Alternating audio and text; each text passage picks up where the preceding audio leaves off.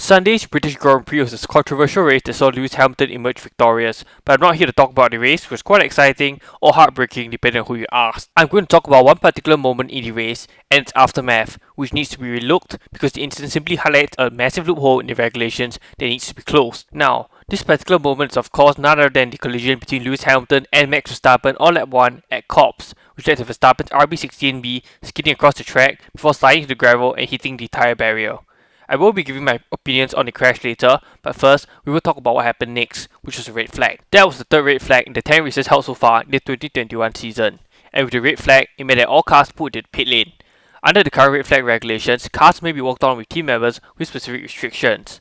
However, repairs to accident damage and tyre changes can be made.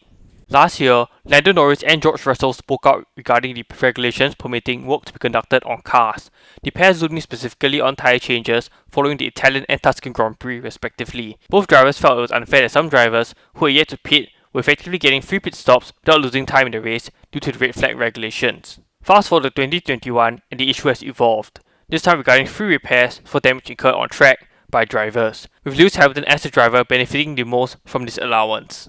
At the 2021 Emilia-Romagna Grand Prix, Hamilton locked up at Tulsa while attempting to lap Williams off George Russell, sliding to the gravel and damaging his front wing. The incident dropped Hamilton from 2nd to 9th. However, Hamilton's teammate Valtteri Bottas collided with Russell shortly afterwards, bringing out a red flag, which meant that all the cars went back to the pit lane and Hamilton had a wing replacement done without losing a significant amount of time. If not for the red flag, Hamilton was never going to be in a position to score a podium and possibly the fastest lap of the race. And at the British Grand Prix, it happened again. After the collision with Verstappen, the red flags were brought out with all cars returning to the pits, and Mercedes proceeded to conduct repairs on Hamilton's car in the pit lane once again with zero time lost. It was later revealed that if not for the red flag, Hamilton would have retired with a rim failure instead of going on to win the race.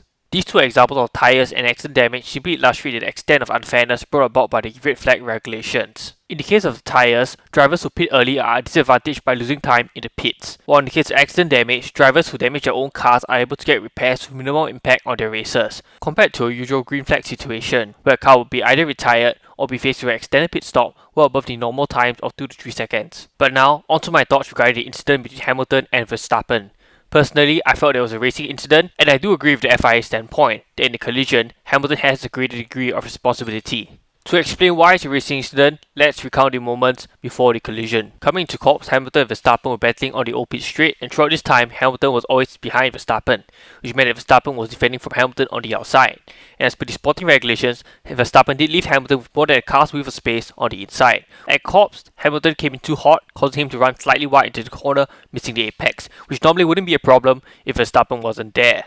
But the problem is that Verstappen was there, and contact was pretty much inevitable, with Hamilton's front left wheel making contact with Verstappen's rear left wheel, sending Verstappen skidding off the track and into the gravel, which is where Hamilton's fault lies in, coming in too hot, running wide of the track that is available to him and resulting in the collision. And I would argue that as the attacking driver, if he knew he could risk understeering to Verstappen while trying to make a corner, he should have just backed out, which would have prevented the collision altogether.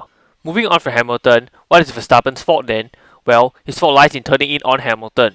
It is fair to state that Verstappen could have taken a wider line and left Hamilton with more space instead of just turning in, because to the left of Verstappen there was just so much track that he could use, but he never used. And now, for the penalty. I think it's fully deserved for Hamilton, because at the end of the day, he's the driver who is mainly responsible for the collision, even though it is a racing incident. With the stewards report reading that due to Hamilton being on a line that did not reach the apex of the corner, with room available to the inside, he was predominantly at fault. Which does link up with what I said earlier regarding Hamilton coming in too hot and understeering away from the apex, resulting in him plowing to Verstappen's right rear wheel. With that, that's the end of this video. What do you think about the collision between the two drivers? Did Hamilton deserve his penalty?